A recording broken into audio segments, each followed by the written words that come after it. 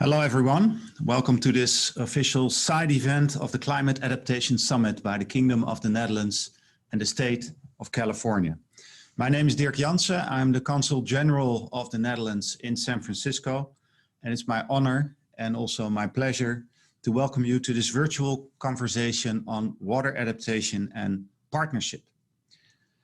Climate change is changing the world, it's changing our lives. We have to make heroic efforts to limit global warming and to keep sea levels from rising too far.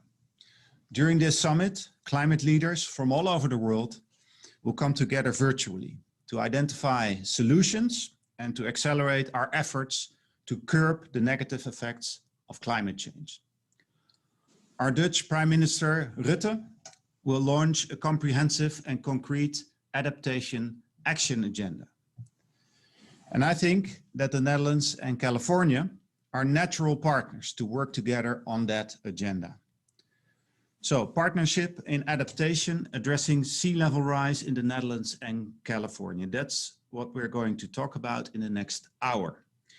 Our conversation today focuses on two things, water, obviously, but also on partnership. Water in general is affected by climate change. An abundance of water can become a threat when sea levels rise or when heavy rains cause flooding. And coastal cities such as San Francisco, where I'm now, or my hometown of The Hague in the Netherlands, coastal cities are especially at risk. Drought, on the other hand, leads to water scarcity. And scarcity of water is an increasing problem, both in the Netherlands and certainly also in California. So we need to address both aspects, too much water, too little water. And we can only come up with the right solutions when we bundle our forces. Therefore, I'm really happy with the strong partnership between the Netherlands and California on water. Because if you look beyond the differences in size, in geography, in weather, you will see that the Netherlands and California are surprisingly similar. As I said, we both struggle with drought and flood risk. We share a positive outlook and a focus on innovation and combating climate change. Together, we are looking to solve global challenges through innovative solutions. And the expertise of both the Netherlands and California on water management brings us together, and we can learn from each other's experiences. Today, we hope to do that. We hope to share some of our experiences, some of our best practices. And we will be taking a look at two specific water adaptation projects, one in California, one in the Netherlands, the Sacramento-San Joaquin Delta and the Dutch Offsload Tank, or enclosure dam in English. And we will discuss these two projects with experts from both the Netherlands and California. But first of all, I would like to welcome California Assembly Member Tasha Boerner Horvath. Tasha represents the people of North San Diego County in the California State Assembly. Thank you so much for being with us today, Tasha. It was great visiting the delta of the San Joaquin and Sacramento rivers with you earlier this week. We will definitely get back to that visit and to the delta in a few minutes. But first, may I ask you to be so kind to briefly introduce yourself, Tasha? Sure, Consul General. Thank you so much for having me. I want to echo your comments. I think our international cooperation is going to be the solution for what we need internationally to address climate change. I'm Tasha Boerner Horvath. I am a mom, I am a community leader, and I'm the elected member of the State Assembly in North County, San Diego. I'm also the Select Committee Chair for Sea Level Rise in the California economy.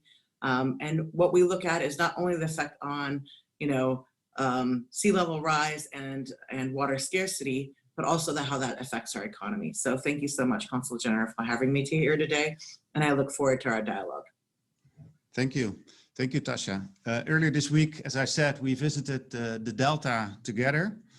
Brandt, who is also with us today, he gave us a tour of the area and we discussed the impact of climate change on the Delta and the challenges and possible solutions.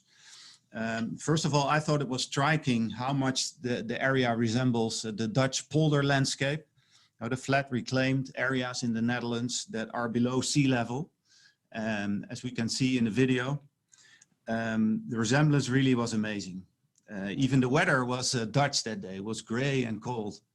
And I was also impressed by your knowledge of water issues and of the challenges posed by climate change. So I'm just wondering, what is your ambition? What is your goal as an assembly member in shaping an effective approach to curb the negative effects of climate change here in California? And I think that's so important to phrase it that way. How are we adapting to climate change? And so I think there's a short-term goal of how do we make sure that in an environmentally friendly way, we are ensuring water delivery from Northern California to Southern California. I think there's a midterm goal of how do we address infrastructure? How do we address our water infrastructure? And I think there's a long-term goal of how are we reducing greenhouse gas emissions? So I always look at it in the short, medium, and long term. What are the things we need to be doing? And in all of those phases, that's where I think the international cooperation can really come out and make a difference and learn from each other, because no one place is going to get this right, but together we might. And Consul General, what is the role of the Dutch government in addressing climate change, and especially in the water sector? Well, thank you for your question. In order to answer it, I have to start with the fact that almost a third of our country is situated below sea level. And also in that third of the Netherlands, most of the population lives there, and 70% of our GDP is produced in areas that are prone to floods. So we are a low-lying country, and that makes us very vulnerable. Water has always been our biggest threat. And with sea level rise, it's only getting more urgent, obviously. We had a watershed moment, literally, in 1953, because in that year, our country was surprised by the combination of a very high tide and a big storm. And it resulted in the collapse of levees in the southwestern part of the Netherlands. And almost 2,000 people died as a result of that flood. So it was a national disaster. That resulted in a national plan that contains strategies to prevent the Netherlands from flooding again. Also to ensure a sufficient supply of fresh water and climate resilient land use, although these two last goals were added to the plan later. And that plan, that national plan, it's a collaboration between all the different governmental layers, and even private companies and foundations are heavily involved in it. And it is the guiding document for all projects contributing to those goals. And also important, I think, to notice that the funding for that plan is secured for years to come. So, and that ensures that projects can be executed regardless the prevailing political color of the government or political discussions at a certain point in time. And one last thing I would like to mention is that on top of serving as a guidance, that plan also keeps track of future threats to water. So this enables us to anticipate and to prepare ourselves for these menaces adequately. And Harold van Waveren, the Dutch water expert from whom you will be hearing more later, he's going to elaborate further on this. He's the expert. I'm just a simple diplomat. But what I do know is that we will never be able to do all of this alone, as you also said. To be fully prepared to meet the growing challenge, we think it's crucial to build partnerships, to exchange knowledge, to innovate together. And I think this Climate Adaptation Summit is a good example of addressing the negative consequences of climate change on a global scale together. And the partnership between the Netherlands and California, I think on the topic of water is also a good example of that. For instance, our Dutch water envoy, Henk Ovink, he is often here in California to work with the authorities on the challenges that California faces as a result of sea level rise. We have several Dutch engineering firms working on water projects here in California. We have a river partnership agreement that was signed in 2015 between the mayors of Rotterdam and the mayor of Los Angeles. We have a letter of intent since 2019 to further deepen our collaboration on water and resilience between the Netherlands and California. And on the basis of that we are organizing all sorts of new activities and new corporations. We couldn't travel, of course, last year, but we continue to exchange practices. And this year, we are working towards a joint research project on groundwater between the Netherlands and California. So there's a lot of good cooperation already happening. And hopefully, after we leave COVID behind us, we could also work towards, for instance, an in-person water study tour for California water leaders to the Netherlands. That's something that we are thinking about, and would be great for you both, Elf and Tasha, to join us in such a trip. Having said that, Tasha, you said already a little bit about it, but maybe you could elaborate a bit further on it. What is your opinion about how international cooperation could help to address water threats adequately? Well, I think I'll first address climate change generally. You know, we're not going to be successful in combating climate change if we all are siloed into our different nation states. We will have to be able to work together. And specifically on water and resiliency and water scarcity, I think when we look at that, you know, we're each trying to do the best in our own area. But when we, you know, if we learn from you and you learn from us, then we don't have to duplicate that work. And so I think, you know, there's a practical reality, and a tour in the Netherlands would be great for, you know, those to learn here what you guys have been dealing with really for centuries. I think you guys are a little bit ahead of the curve for most of us. And so we really look forward to that opportunity to take the innovation that you're already dealing with, because the problem's more acute, I think, in the Netherlands and California generally, though the Delta has its challenges. So I think there's a huge opportunity for us to work together and collaborate at the political level, but also at the engineering level and at the tactical logistical level, and really developing the science we need to understand and address climate change and sea level rise. Thank you. By the way, we definitely see this as a two-way street. And as we saw already also in the Delta, there are definitely also things that we can learn from California, I would say. Thank you so much, Tasha, for this lovely conversation. Now we're going to hear more about two specific water adaptation projects in California and the Netherlands, the Sacramento-San Joaquin Delta and the Dutch Offsload Tank. Tasha, could you please introduce the challenges and the solutions of the Delta? Sure. Thank you, Consul General. So if you look at this map, you'll see the Delta, the California's Delta. I want to note and say that it is the largest and most important estuary on the entire west coast of the Americas. And so when you look at it, you can see the natural flow from east of west of the water, but 2/3 of California's water is produced above the Delta, and 2/3 of the need for water is below the Delta. So one of our biggest challenges has always been, you know, how do you move water through the Delta? And so, you know, I think that's an important part to start with and to understand. And as we go in and we look at what's going on in the Delta, much like what you were talking about in the Netherlands that you've been dealing with for a long time, you know, pre-1880s, we had these shallow islands. There was basically a swamp, or I think we call it marshlands. And so there was a natural ecosystem. As that's changed and as California has developed, you see that there's been subsidence in those islands, that they're up to 30 feet below sea level, which you could imagine the intense pressure on those levees. And what that has also happened is through compaction, we have had increases in greenhouse gas emissions, depending on the microbes in the soil. And the bottom graphic, you'll see that this is what happens if those levees fail. And what's really important to understand in the Delta area is that if those levees fail and you have sea level rise that takes out these islands, fills in the subsided areas, you're going to put water at risk. And so that means that 2/3 of water above the Delta versus 2/3 of water need below the Delta, you're going to have 2/3 of Californians really at risk of not having fresh water. And that's, you know, an existential crisis, not only for Californians, but also for our economy.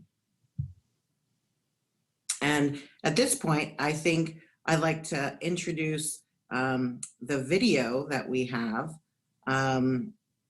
We have a video that I think is really important that will show what we're doing in the Delta to address the subsidence issues. That's what the Consul General and I saw earlier this week, and how we're rebuilding the islands and how are we trying to mitigate right now for climate change. So if we can go to that video.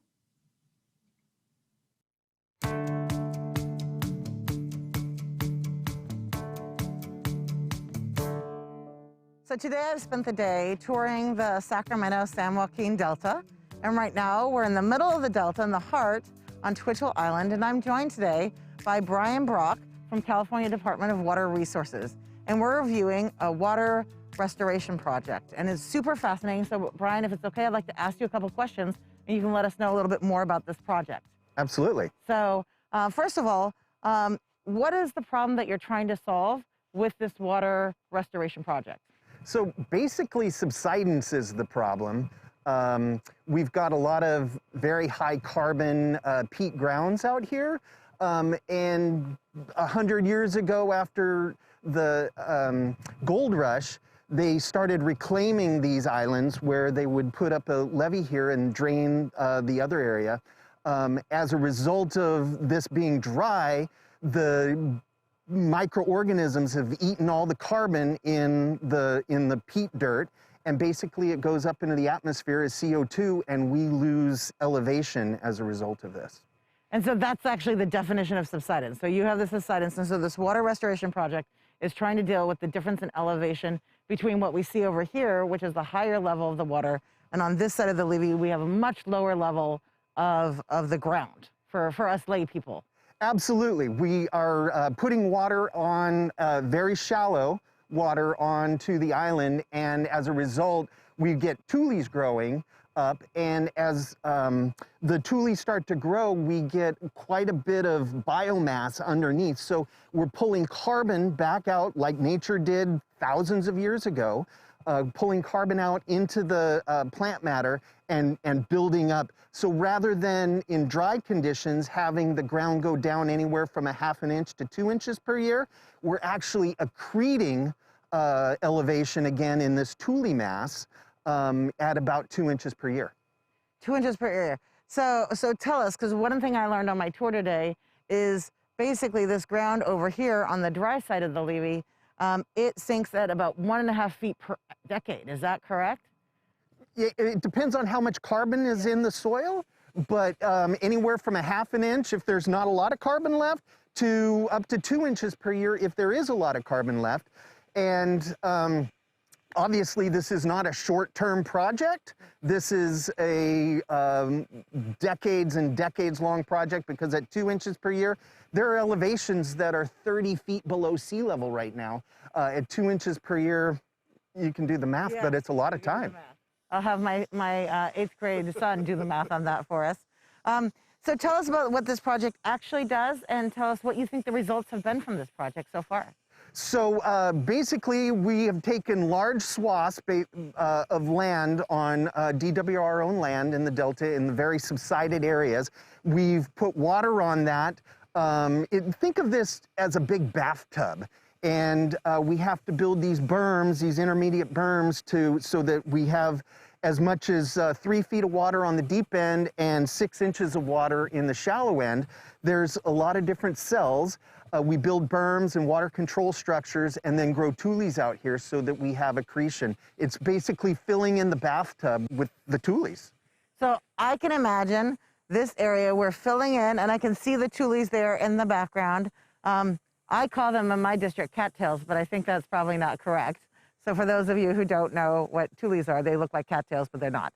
And so that really helps create that carbon base. And what we're trying to do with that is use our natural working lands as carbon sequestration also, right? That's like the point, because we know that previously the decrease in what you're talking about, the carbon emissions, had increased greenhouse gas emissions, and now we're trying to bring them back into the land. Is that kind of a good way to describe it? Absolutely. Rather than having those emissions of anywhere from 7 to 15 tons per acre per year, going up into the atmosphere, we're actually sequestering greenhouse gases, CO2, and affixing that down into the tule rhizome or the root system. We do have methanogens, methane, that is accreted, and that's a greenhouse gas that's even greater than CO2. So the balance, if we're talking about CO2 equivalents, is about a net sum game, about zero, but we don't have those emissions anymore. So we're stopping those emissions, which helps us address some of the issues of and impacts of climate change. Correct. Well, thank you, Brian. Thank you for all your work. Is there anything else like we should know about this project and or about the Delta that you want us to walk away with? Other than, the Delta is right in the middle of the flyway, these projects are multi-benefit. Not only are we getting sequestration, subsidence reversal, but a lot of habitat benefits too. I love hearing that about habitat. Well, thank you so much, Brian, and back to you, Dirk. Thank you so much, Assembly Member Tasha Boerner Horvath, for this interesting conversation and a great video. It was great visiting the Delta with you, and I look forward to working with you on this important topic in the coming years. Thank you so much for being with us. Thank you so much for having me, and I look forward to hearing the rest of the panelists. This is an important thing that project that we need to work together on, and an important issue. So thank you for convening this, and look forward to our continued cooperation. Thank you. Now we're going to move from California to the Netherlands for a presentation about a flagship project in the Netherlands, the Offsload Tank, or enclosure dam in English. We have with us today Harriet van Waveren. Harriet is Strategic Advisor Water Safety with the Executive Agency of the Netherlands Ministry of Infrastructure and Water Management. That's a whole mouthful. Welcome, Harriet. You will share more about the use and the importance of this project for the Netherlands. So the floor is yours. Go ahead. Yeah, thank you, Dirk. I'm going to introduce you to climate change adaptation in the Netherlands, especially a large reconstruction project at the Offsload Tank. The Netherlands, meaning lowlands, is a small country in Europe, the delta of 4 large transboundary rivers. The River Rhine coming from Germany and Switzerland, the Meuse coming from France, and some smaller river basins, Scheldt and the Eems. The Netherlands has 70.5 million inhabitants living on a little bit more than 40,000 square kilometers, so quite small country. Our economy is the 20th of the world, 40% of the country is below sea level, and therefore we have over 20,000 kilometers, 14,000 miles of levees to protect us to floods. Seen from the International Space Station, the country looks like this. The 20 miles Offsload Tank is visible from space. At the left of this dam, we have the sea, the Wadden Sea. At the right, we can see freshwater lake IJsselmeer. In the Netherlands, climate change adaptation is indispensable. 40%, as I said, of the country is below sea level, lowest point over 20 feet. 60% is vulnerable to floods. 70% of our economy is located at the lowest parts of the country. 80% of fresh water comes from abroad, from Germany. So in addition to these current challenges, we also face some future challenges, especially dealing with climate change. Because sea level is rising, probably 1 meter at the end of this century, and it won't stop. Probably we get more and more severe storms. And due to sea level rise, salt intrusion is increasing, threatening our freshwater supply. River discharges in the winter will increase as upstream glaciers of the River Rhine they disappear. And as a consequence, summer discharging is decreasing. So when we need the water, it's getting less. And when we don't need it, in the flood season, we get more. And we will get also more and more intense rainfall. This is already happening right now. And as we have a lot of peat in our subground, soil subsidence is also in our country an issue. And as noticed before, large parts of the country are already several meters below sea level. Due to changing river discharges, sea level rise, and more intense rainfall, erosion will also increase. And somewhere in between this, we will try to live, to work, to develop new climate-proof plans in our spatial planning and development. So the Netherlands is extremely vulnerable to climate change. If we do nothing, it should look like this at the end of this century. And therefore, we started a new approach, the Delta program, not in answer to a disaster, but in advance to be prepared and to avoid it. The Delta program has two main goals and three values. The goals are to stay safe now and in the future. And the second one, to guarantee fresh water supply also in dry periods. And as a boundary condition to fulfill these goals, we use three shared values: solidarity, flexibility, and sustainability, taking into account the spatial planning, water quality, and environmental aspects. One of the projects of the Delta program is the reconstruction of the Offsload Tank. We made a video to give you some background information.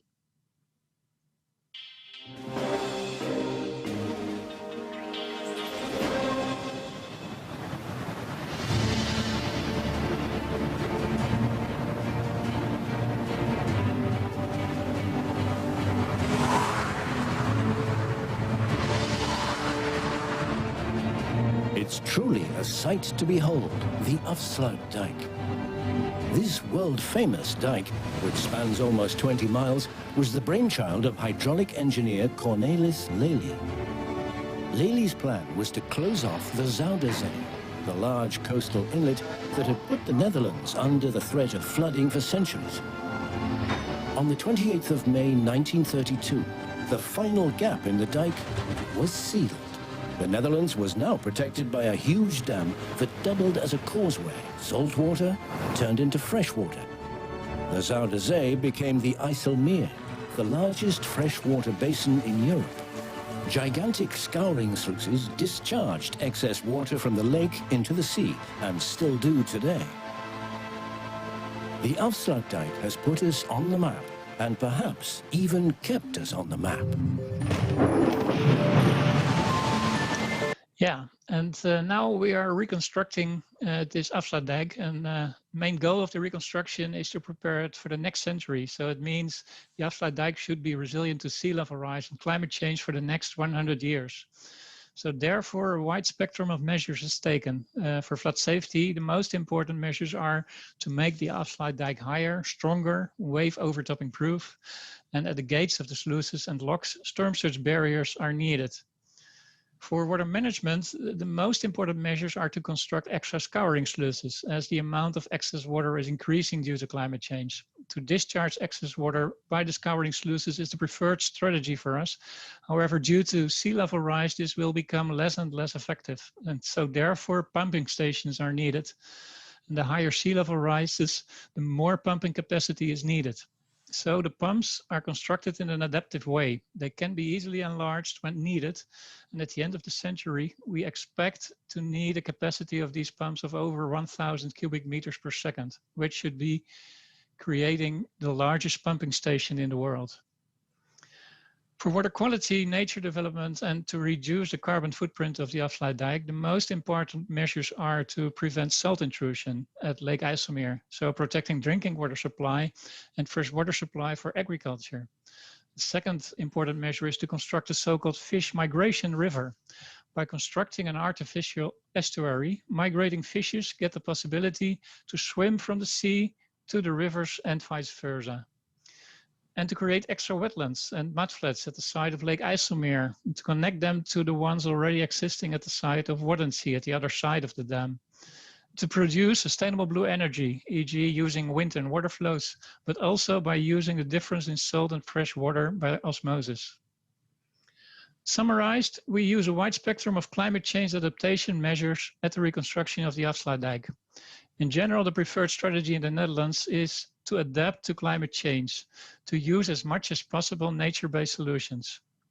However, at locations like the Offsload Tank, classical civil engineering solutions are inevitable.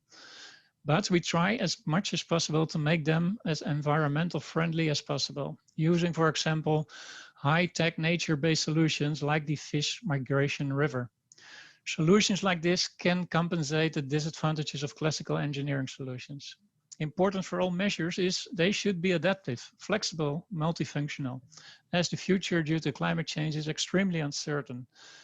it must be possible to change our strategy and solutions when necessary, and therefore it is important to keep options open when the future makes clear alternative solutions are needed.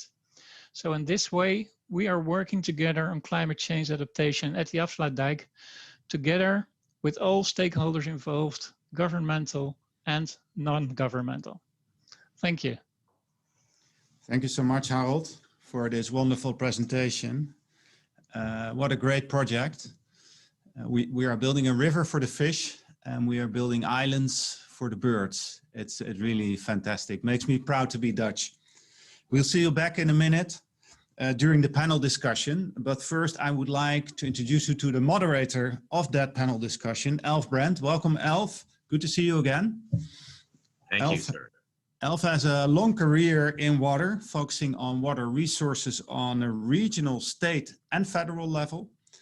Currently, he serves as the General Counsel to California Assembly Speaker Random. And in that capacity, he focuses on resolving a wide range of legal issues, not only exclusive to water topics. Thank you so much, Elf, for taking us on a tour of the Delta earlier this week on Tuesday. You were definitely one of the most knowledgeable tour guides I have ever met. And we are very happy that you will moderate our panel discussion today. Elf, the floor is yours. Thank you, Mr. Consul General. And it was a great honor to be able to show you. And I appreciated the recognition of it felt like home. We have a Delta, you have a Delta. And, you know, challenges, some of the same challenges. So that's the thing we're going to talk a little bit about today is what are the challenges? How do we resolve them? How do we go forward, and how do we govern? How do we make decisions about the difficult decisions that climate change is going to require for us? I'd like to introduce my colleague, Harriet Ross, who is the Assistant Planning Director at the Delta Stewardship Council, which we created a little more than a decade ago to be the coordinator of all state and local agencies. There are hundreds of agencies in the Delta with some kind of authority, a legal authority, and so that's why we created the Delta Stewardship Council to create the Delta Plan, how we all work together on do that, and that's the continuing challenge. And Harriet's right in the middle of that, so I want to thank Harriet for joining us. Harold and Harriet are going to talk a little bit about some of the things that the challenges that they face and that their countries have experienced and how to move forward. Let me start with asking both of you a little bit about what do you consider the greatest challenge for climate change, for the water supply purposes?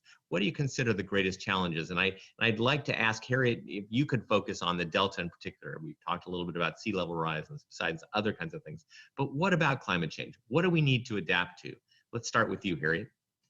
Yeah, thank you, Alf. Well, the Delta Stewardship Council just actually released a comprehensive climate change vulnerability assessment that covers the Delta. We're calling it Delta DAPS. And as part of the study, we looked at that very question that you have. What are the greatest challenges to our water supply system? And, you know, as we talked about earlier today, we undertook this study because 27 million Californians get a portion of their water supply from the Delta. So climate change and sea level rise have big implications statewide. And what we found through our study is the greatest risk to water supply is really higher temperatures. And more variable precipitation that's expected have the greatest impacts during droughts. And while sea level rise obviously has effects on water supply, it is a less of a concern relative to the expected changes in temperature and precipitation. Thank you. Harold, can you tell us a little bit about what do you consider the greatest challenge for the Netherlands in climate change? Yeah, I think most of the facts that Harriet mentioned are comparable to the Netherlands. These are typical Delta challenges.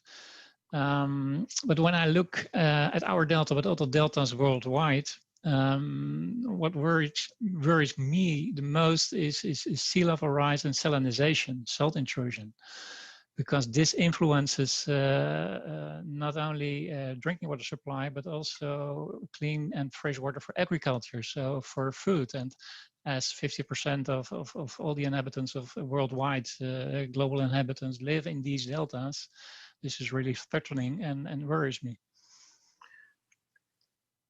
Thank you, Harold. And you know, salinity intrusion is a challenge in the Delta and other places. We have groundwater basins as well in some parts of the state that as sea level rises, the challenge of keeping that freshwater barrier to push back on the sea level is a constant challenge for us. What do you think, both of you, what do you think the best way to do it? Is it nature-based? Is it kind of recreating the nature? You created a river, you're proposing a river for fish. Is it nature-based? Is it engineering? I mean, we did a lot of engineering in the 20th century. Is it engineering? What's the best way to adapt to climate change and the threats to our water supply? I think it's a little bit dependent on the circumstances and the challenge you have. But in general, our preferred strategy now is the nature-based solutions. But circumstances should fit to that. So, for example, we have a sandy coast, dunes, to protect us also to sea level rise. And using sand to protect ourselves is quite a strong nature-based solution. It's flexible, it's adaptive, it's relatively cheap, so it's quite a good possibility. However, at the other side, in a country like the Netherlands, below sea level, we need this classical civil engineering solutions, as I showed at the Offsload Tank. So we try to have it as much as possible, a combination. Thank you. Harriet, let me ask you just to frame it a little bit. We just saw a little video about trying to recreate wetlands and rebuild the islands. That's one thing. I mean, there are many challenges in the Delta. What do you think? Is it nature-based like that, or are there engineering solutions that we need to focus on? Yeah, well, I don't think there's a single silver bullet that's going to solve California's water supply challenges. And I really do think it is a suite of solutions. And of course, nature-based solutions are preferable. And I think the wetland restoration project we saw is, multi-beneficial and definitely something we would prefer to include more of. But with a managed water system like the Delta, civil engineering solutions are definitely necessary. And the council supports a dual conveyance system, for example. Really, right now, water is conveyed in the Delta through natural channels protected by levees.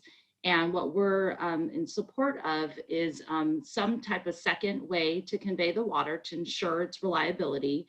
And that way is likely maybe through a tunnel or a pipe of some sort underground to really, some of the other challenges we deal with water conveyance through the Delta are potential levee failures, through sea level rise, flooding, and even earthquakes. So an underground component might also be a way to address climate change in the future. Well, you raised the possibility of what we call conveyance, or how do we get water from north where the water comes down through the Delta? And one of the proposals, one of the discussions, and our Governor Newsom is proposing one tunnel, a single tunnel of some sort. But let me ask you, how do you, and it's controversial. I mean, let me just say that the people who live in the Delta, the farmers and others are completely opposed. Environmental communities opposed to that kind of proposal.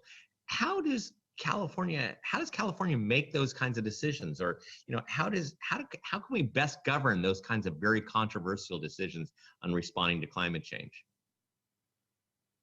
Well, I really do think that a regional approach is climate change needs to be addressed on a regional level. It's not as effective to be addressed piecemeal, city by city or county by county, which is largely what is being done in the Delta at this point. The council is a regional entity charged with managing the Delta's water and resources, and we have regulatory authority over certain actions in the Delta. That's why we were created. However, there are many challenges on regulating adaptation in the Delta on a regional level. We implement the Delta Plan, which is a regional plan that guides how agencies at all levels of government manage the Delta. But it was adopted in 2013 and it doesn't fully address climate change.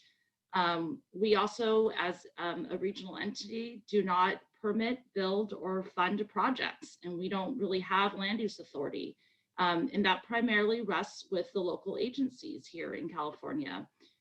So adaptation currently happens at all levels of government, but it's not necessarily closely coordinated or integrated on a regional or statewide level. And, you know, and other challenges are that there's really no incentives for communities in the Delta right now to necessarily take the right actions. You know, we have regulatory authority to stop actions that are detrimental to the Delta, but not necessarily incentives or funding to encourage the good things. Harold, you have a different structure. I mean, you're a national. I understand you have polder, you know, which are the islands within your Delta, polder governance and towns and those kinds of things. How do you govern? And I want to expand that. How do you do it now? And does it working? Is there a better way to govern the kinds of decisions, the difficult decisions that you're going to need to make for climate change adaptation? Yeah, well, it's always dependent on the society you're working in. But in our tradition from the Netherlands, we have a real tradition of cooperation, starting, well, let's say 1,000 years ago with when we started the first kind of democracy maybe in the world called the water boards, because we had to protect ourselves to the water. And you could better fight together than alone. So the tradition is really old in the Netherlands to cooperate, to fight against water, but nowadays also to live with water. And on this tradition of cooperation, also the Delta program is organized, and we call it multi-level governance. It's a lot of talking, I have to say. But talking is also important to get to the right solution, but also to get support for these solutions. And what we try to do is to have this national program, but also with a high local and regional influence and responsibilities. So also projects are done on a regional and local scale. And one of our advantages is we have a national funding for this. As also Dirk introduced to us, this national fund, this Delta fund, is a non-political fund. So it's not under threats of daily political issues. No, this is guaranteed for 10, 20 years. So that's the second important basis. And the third one is that we are looking for multifunctional and flexible solutions. So not just water, but try to find extra functions, extra added value for society. So we have more drivers and also more funding and more support. And doing this in a flexible and an adaptive way, we tried to make steps. And well, over the last years, I think we are quite successful in this. At the other hand, the big issues have to come. And let me ask you, you talked about what we call in California multi-benefit projects, and you heard a little bit about that in the video about the multiple benefits of the wetland restoration. What are the key benefits that are most powerful, or most ones that you're best able to sell a project, shall I say? What are the benefits that you're looking to do in addition to water supply? What are the other benefits? Yeah, well, we call it spatial quality. Quality for cities, to get nice boulevards, for example, when we are reconstructing a river to prepare it for floods, or also environmental quality. So that's a big issue. We had a project, it's just finished. We called it Room for the River. So, and the idea of this project was not to get higher and higher levees, but just give the river back again room to flow. So having lower water levels. And it had a double goal, this program. Secondary, the first goal, of course, is flood safety. But the other hand, and it was as important as this flood goal was, to improve spatial quality, both for man and nature. And Harriet, what kind of benefits does the Delta Stewardship Council and other Californian local agencies, what kind of benefits do they look for when they look for multi-benefit projects? Yeah, I think it's very similar to what Harold's saying, but I would just add specifically those recreational benefits are really important. Access and additional areas for people to go to and recreate is definitely an important component. In addition to benefits for the ecosystem. You know, they're big and also coupled with flooding protection, as well as obviously protection of the water supply. Those are big things. Right, thank you. Let's talk about crises. You know, the Consul General mentioned the floods in the 50s and how that changed some of the conversation discussion about what you would do. We've had similar kinds of crises, and the Delta Stewardship Council that Harriet serves was created in 2009 after a crisis, in response to a crisis. Tell us about, how do you think, what does crisis do? And let's start with, what does crisis do for helping you make decisions about the difficult things? What would you point to? What kind of crisis would you point to that helps make those decisions, those difficult decisions? Harold, do you want to start? Yeah, well, actually, crisis used to be a changing point, a tipping point for example, for flood safety in the Netherlands. When we look at the Offsload Dijk, this project I presented, it was constructed over a huge flood in 1918 or something like that, 1916. So more than 100 years ago. After 1953, we started a Delta plan with constructing large storm surge barriers, etc. But it was always after a disaster.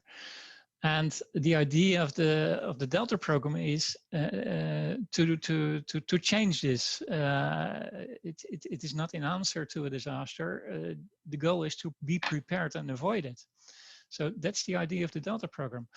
And of course, disaster helps for awareness, for political awareness.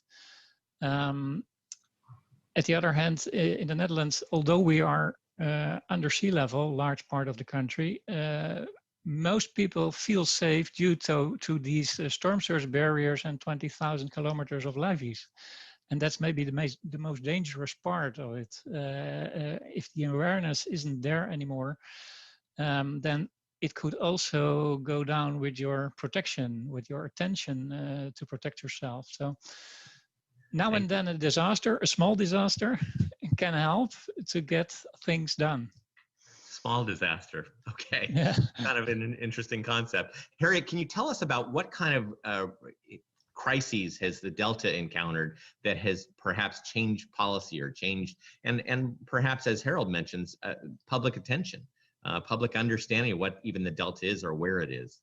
Can you tell us a little bit about your crises? Yeah, well, I mean, climate change is resulting. We're living it, right? The changes of the climate and the crises that it causes, and flooding is probably the biggest issue here in the Delta.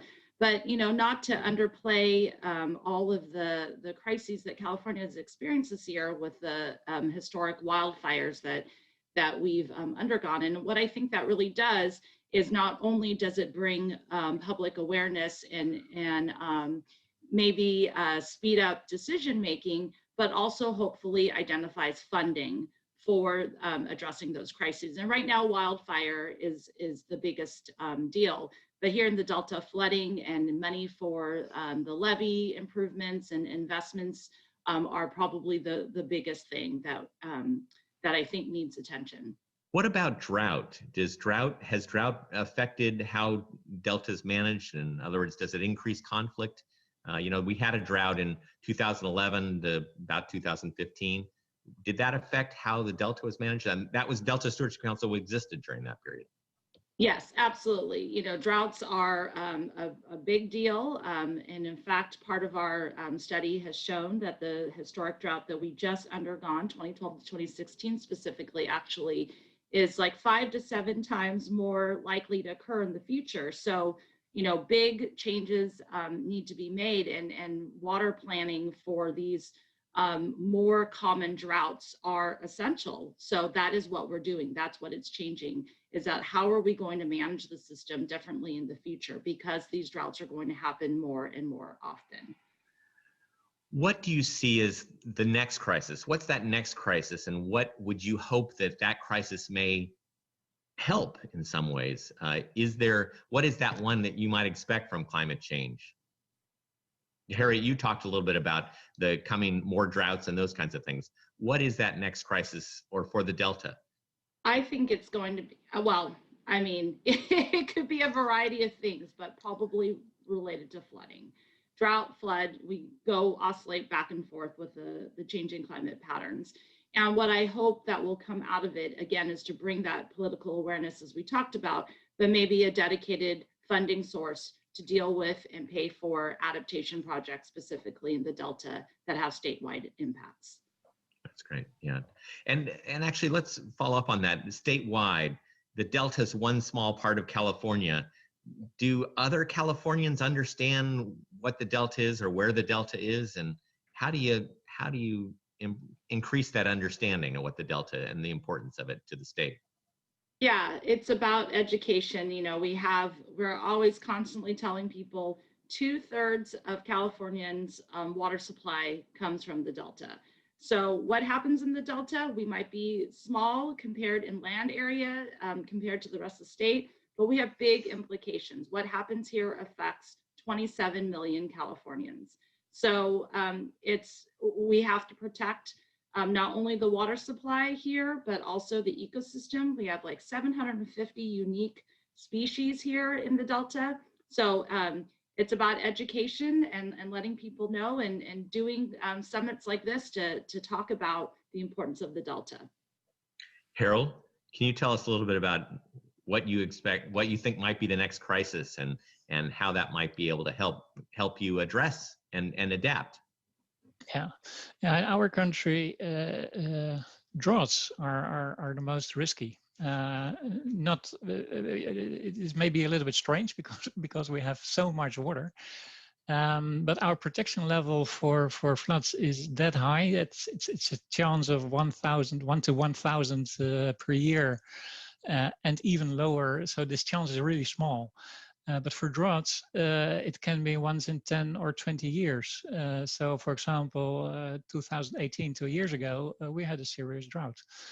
And yeah, we are also expecting, like in California, that the frequency will increase. So this issue already 2 years ago, again, has put it on the agenda. So taking some measures, try to improve it. And what we see in the Netherlands, we used to be a country that tried as much as possible to discharge the water as fast as possible to the sea, because it was a threat. Now we have to change it because in summer, especially precipitation, but also river discharges are decreasing. And in winter, it is increasing. So we get the water, but in the wrong period of the year. So what we are trying to do now is more than before to hold this water, this precipitation, this river water, which is coming in winter, to use it in summer. A little bit comparable maybe also to California, where it is in one region to the other region, to balance it. I think that's a big challenge for us, and also a change in policy. How do you deal with the challenges of, for instance, if you have a lot of water, you're flooding, and you make room for the river? What do you do? How do you make room for the river? Do you just release it onto farmers' lands? Well, partly, yes, but not that much. But we try to find solutions that also benefits farmers.